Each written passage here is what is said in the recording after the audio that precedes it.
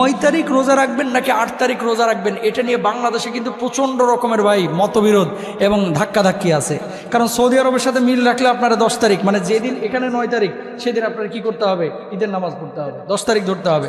আবার সৌদি আরবে যেদিন হজ হয় সেদিন এখানে 8 তারিখ, সৌদি আরবের পরের দিন কি হয়, আপনার চাঁদ দেখা যায় এখানে। সুতরাং আপনি সৌদি আরবের হিসাব করবেন না, করবেন কোন হিসাব? বাংলাদেশের হিসাব। সৌদি আরবের এখন যারা আছেন তারা বলবেন যে বাংলাদেশে যদি 9 তারিখ রোজা রাখা হয় তাহলে তো আমাদের দেশে 10 তারিখ হারাম রোজা রাখা। এজন্য আপনাদেরকে বলি, আপনারা যদি 2টা রোজা রাখতে পারেন, অর্থাৎ বাংলাদেশের 8 এবং 9, তাহলে আর কোনো ঝামেলা থাকে না, 2টাই আমল হয়ে গেল ইনশাআল্লাহ বলেন।